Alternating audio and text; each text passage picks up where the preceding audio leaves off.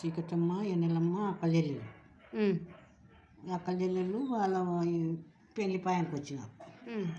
వాళ్ళిద్దరికి పెళ్ళిళ్ళు జరిగినాయి. పెళ్ళిళ్ళు జరుగుతున్నాయి, జరిగినాయి. పెళ్ళిళ్ళు జరిగి పెద్దగా ఎవరి ఇళ్ళకి ఎవరు పోయినారు కదా. చీకటమ్మకు 7 మంది కొడుకులు, ఎన్నెలమ్మకు 7 మంది కొడుకులు, ఒక బిడ్డ. వాళ్ళకు కానీ వీళ్ళకి కానీ ఒక చేదొక బిడ్డ. 7 మంది కొడుకులు, 7 మంది. ఇంకా వాళ్ళంతా ఇంతే వాళ్ళు పెద్దగా అయినారు కొడుకులు బిడ్డలు. పెద్దగా అయ్యి ఇంకా వాళ్ళకు చీకటమ్మ పెళ్లి చేస్తుంది. చీకటమ్మ పెళ్లి చేస్తుంటే ఇంకా వాళ్ళ చెల్లెల్ని తనకి మంత్రులను మన పని మంత్రులను వాళ్ళని పంపించి ఎవరు వద్దు, మా చెల్లెలు ఎన్నెలమ్మ ఒక్కదాన్ని రమ్మను, పిల్లలు వద్దు, ఆమె భర్త వద్దు అని చెప్పింది. సరేలేమ్మని ఏమమ్మా మీ అక్కలు మీ భర్త వద్దు, మీ పిల్లలు వద్దు, నేను ఒక్కదాన్ని రమ్మన్నారమ్మా అని చెప్పొచ్చిన. సరే వస్తానని అని చెప్పింది. వచ్చాను ముహూర్తం నాడు పోయింది. ముహూర్తం నాడు పోయి కాలు కడుక్కొని నిలబడితే ఆయన ఎవరు పెద్దగా పట్టించుకోకుండా నిలబడింటే ఏదో మా ఇల్లు మాట్లాడుతుంటే అమ్మా ఆ మాట ఈ మాట మాట్లాడుకుంటుంటే మేము ఒట్టి మిరపకాయలు తెచ్చి పోసిరే తొడాలి దీనికి. సర్లే ఏదైనా చేయాల్సిందే కదా అని చెల్లెలు ఆ ఒట్టి మిరపకాయలు తీసుకుపోయి అంత దూరం తీసుకుపోయి ఒలుచుకుంటూ కూర్చుంది. ఒలుచుకొని అవి తయారు చేసి పక్క పెట్టి మళ్ళా తిన్నాక మళ్ళా సంతులు మూలన్న సంతులలో తవుడు సంతులు మళ్ళీ తవుడు సంతులు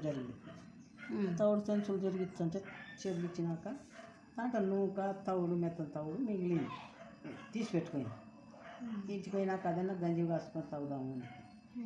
సరేలే అని పెట్టుకున్నాక అది ఇది చేస్తున్నాం కానీ పెళ్ళి జరిగిపోయి బాగా వాళ్ళ అంతంగా ఎక్కటలు తిని పోతున్నారు. వాళ్ళు తిని పోయొచ్చక్క పెళ్ళి ఇంకా ఇంటికి ఊరికే పోయి రమ్మా అని. పోయి రమ్మంటే ఇంకా పోయి రమ్మన్నప్పుడు ఏం చెప్తాది అని ఇంకా ఆ సంచి చేత పట్టుకొని పోతుంది. పోతుంటే చీకటమ్మ మాడి మీద కూర్చొని చూసే సంచి చేత పట్టుకొని పోతుంది. ఏంది పని మంచులను అడిగితే నిన్న తవుడు నూక వెళ్ళింటే అది పక్క కోసి పెట్టుకొని పోతాను అంటే ఇంకా అది మన కోడి పిల్లలు మన పశువులతో ఇప్పించుకోలేకపోదు. అంటే వాళ్ళు పోయి తీసుకొని వచ్చినాక ఇంకా వామి అదే పని పోయి ఏడ్చుకుంటా తుడుచుకుంటా ఈ బీద బతుకుంటా ఈ పిల్లలకు నేనేం పెట్టాలా, ఎక్కడ పెట్టాలా, ఎలా బతకాలా దేవుడా అని చెప్పి తుడుచుకుంటా కూర్చొని తుడుచుకుంటా పోతుంటే 12 సిరుసుల నాగేంద్రుడు దావకాటం వచ్చే పామటం వచ్చే ఇదన్నది చనిపోతాము, ఈ బతకకూడదని ఆ పామును చంపుకొని గంటకలు చేపలని కొండవాయి. పిల్లలు ఇంటికాడ మాయమ్మ వస్తుంది, మాకు లడ్డు తెస్తుంది, మాకు కార్యాలు తెస్తుంది అని సంబరపడి ఎగలాడుతున్నారు కాదు. ఆడుతున్నాగానే పోయి లడ్డు తెచ్చివమ్మా కార్యాలు తెచ్చివా అని ఒకటేమైనా అడుగుతుంటే తెచ్చినాడమ్మా ఏమంత బాధపడాకని ఏడ్సాకడమ్మా అని ఏడ్చకుండా చేసుకొని పెద్ద సర్వలు ఇచ్చి ఆ గంటకలు చేప పాము గంటకలు సర్వలు వేసి మట పెడుతున్నది. నేను బయటకు వేస్తాను అని చెప్పి బయటకు వేస్తావు కదా పెట్టి మట పెట్టి ఉండగానే ఒక గంటకన్నా మా మత్స్యకాలకు తిందామని పిల్లల ఆ గంట తీసుకొని అట్లా సర్వ మీద తట్టది తినిపోతే అది కసకపోయింది. ఇది రాకున్నదేమ్మా అని అనుకుంటున్నా కానీ వాళ్ళమ్మ బయటకు వచ్చా. ఏందైనా అంటే ఇది రాకున్నదేమ్మా, ఇది మాకు పెట్టమ్మా ఆకలి అవుతుంది అని అంటే సర్లే అందరం తిన్నాం, మీ నాయన కూడా రాని అందరం తిన్నాంలేమ్మా అని సర్వం మంట ఆఫ్ చేసి సర్వ కిందికి తీసి పెరికే చట్ట పెడితే బంగారు కొడుకులు అయింది. ఆ పూటకు ఒక చిన్న అంతది సన్నది తీసుకపోయి బంగారు కొడుకు బియ్యము బ్యాగులు అన్నీ కొనుక్కొచ్చుకొని ఇంకా బాగా బతుకుతున్నారు. ఇంకా ఈ దినం ఇంత దినం ఇంత బాగా వచ్చాను అనుకొని చేన్లు మిద్దెలు అన్నీ బాగా కట్టించుకుంది పెద్ద పెద్దగా కట్టించుకొని పెద్దగా అయినారు. ఈమెకు మంత్రులు తలాలు పని మంత్రులు ఈమెకు ఇంకా ఆమె కంటే పెద్ద సంసారం ఉంది. ఈమె కొడుకులకు పెళ్లి చేయాలి కదా అని కొడుకు పెళ్లి చేయక ఇంకా వాళ్ళ అక్కకు చెప్పనిక వాళ్ళే సొంతం ఆయనే పోయింది. బండి కట్టుకొని బండి కట్టించుకొని మంచులతో బండి కట్టించుకొని అక్కకు చెప్పని ఇట్లా, అక్క నా కొడుకులకి పెళ్ళక్క నువ్వేం చేసి రావాలా, నీ కొడుకులు కాడలు అందరు రాదమ్మా, బిడ్డలు అల్లుడు అని అందరినీ పిలిచి వచ్చే వచ్చినాక ఇంకా ముహూర్తం బాగా దగ్గర పడింది. ముహూర్తం ఆడి ఇల్లు వస్తున్నారు. వీళ్ళు వచ్చి ఇంకా కొడుకులు కాడలు బిడ్డ అల్లుడు వీళ్ళంతా వచ్చి ఈమె బాగా పెద్ద సంవత్సరం అయింది. ఇంకా బాగా దండి మంది గెలిచినారు. రంగరంగ వైభవంగా పెళ్లి చేస్తుంది. మంది జనము అంత బాగా చేస్తున్నారు. బాగా చేస్తుంటే ఇంకా బాగా పెళ్లి జరిగాయని నాకంటే బాగా చేసినే ఇది యాంచి వచ్చిందని నేను కుళ్ళు పడింది.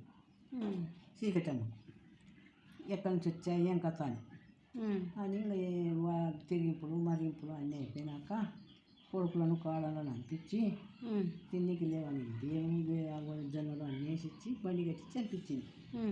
అనిపించినాక నువ్వు ఉండక్క 10 రోజులు ఉండు కానీ పోదు కానీ అక్కడ ఉంచుకోయింది.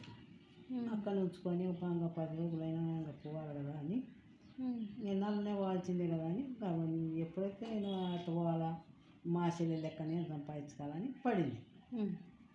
ఇంకా ఏమక్క బండి కట్టించా పోదామంటే యాదద్దమ్మా నాకు బండి వద్దు ఇండొద్దు నేను నడిచిపోతా అని ఎట్ట చచ్చి ఒకనాడు నువ్వు అంత బీదరాలువే ఏ చచ్చని నీకు ఏం కథ ఏం చెప్పింది అడిగింది.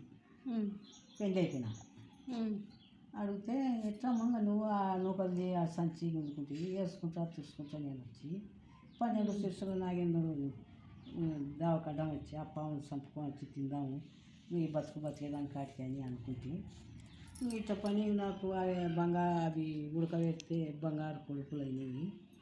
దానివల్ల నన్ను ఏదమ్మా ఇట్లా అమ్ముకొని ఈ చేనులు ఇవాళ ఏటకేట సంపాదించుకున్నాము అని నేను అట్లా సంబంధంగా సంపాదించుకోవాలా ఆ పామును చంపుకోవాలా అని పడింది.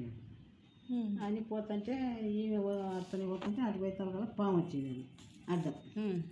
ఆ పాము చంపి గంటకలు సంచులు వేసుకొని పోతుంది.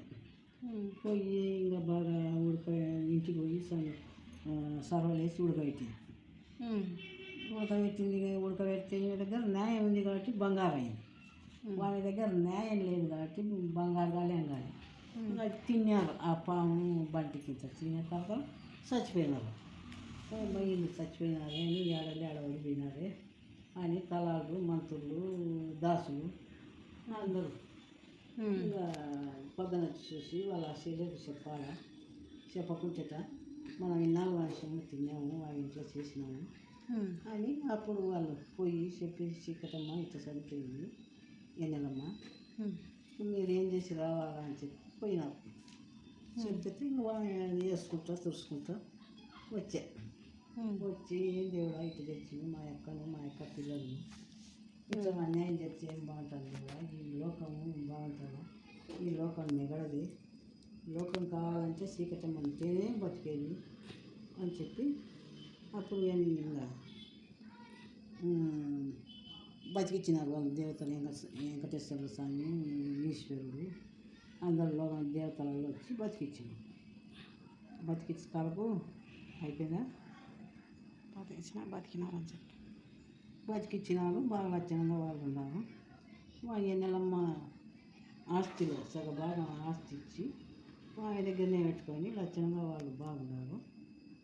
ఈ కథ ముగిసి బాగా లక్షణంగా బాగున్నారు.